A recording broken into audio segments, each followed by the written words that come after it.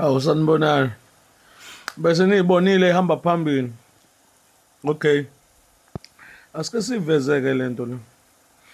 Upresident ke waseBurkina Faso. Burkina Faso. Upresident Ibrahim Traore.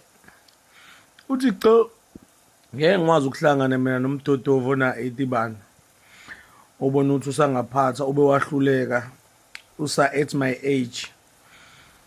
Unama resources zonke ukusukumisa umuntu omnyama uthi Ibrahim cha ngeke ayikho into ebuhlungu njengokuthi ke osiduma ngabanye bathatha sonke isithombe somuntu nje othe ukuba mkhulu nkosami bamfaka kumarigala abo lezi ekipa zabo lezi zenhlangano.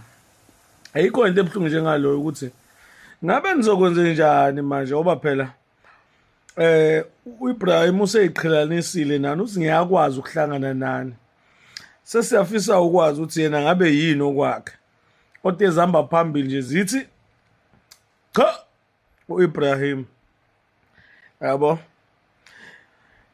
senosala nayo ke imkhabayeni leqinile lengathi nosimene hayi izibhlungu ayipheli bafowethu khohlwa mkhulu mdala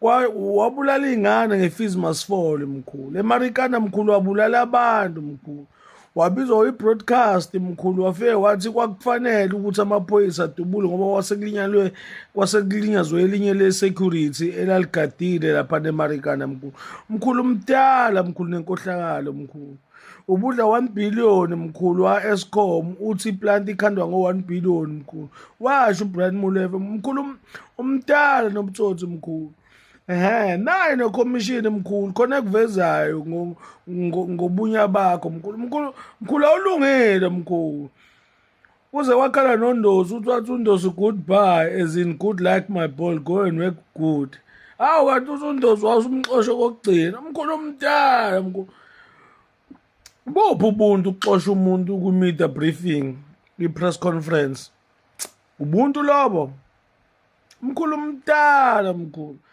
libona ngaphi iqembu elino-deputy president ababili mkhulu umdala mkhulu kodwa-ke we understand ukuthi vele ipolitiki